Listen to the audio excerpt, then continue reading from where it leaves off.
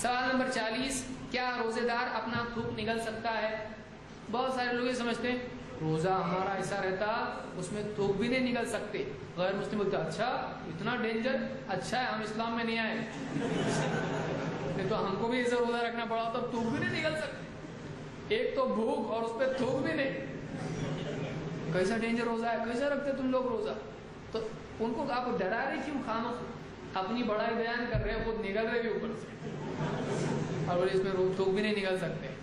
تو اس طرح تھوک نہ نگلنا کوئی نیکی نہیں ہے. کچھ لوگ باہر تھوک جمع کے رکھتے ہیں منہ میں، پھر بات کرتے کرتے جب بات ممکن نہیں رہتی ہے ذرا اشارے سے بول کے جا کے باہر تھوک کے آتے ہیں، کیا بول رہا تھا بولو. تو آپ منہ میں کیوں ٹینک بنا کے رکھے اپنے منہ کو جما رہے تھوک پورا؟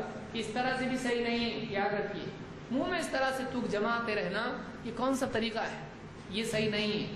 ایک آدمی جیسا نارمل رہتا رہے، اگر لعاب پیدا ہوتا ہے تو اس کو نگل سکتا ہے، کوئی مسئلہ اس میں نہیں ہے، کیونکہ وہ اس کے حالت ہی سے آیا ہے، اس میں کوئی پرابلم نہیں ہے. لیکن اس کو جما کے رکھنا یہ کراہت اس میں ہے، یہ اچھی بات نہیں ہے.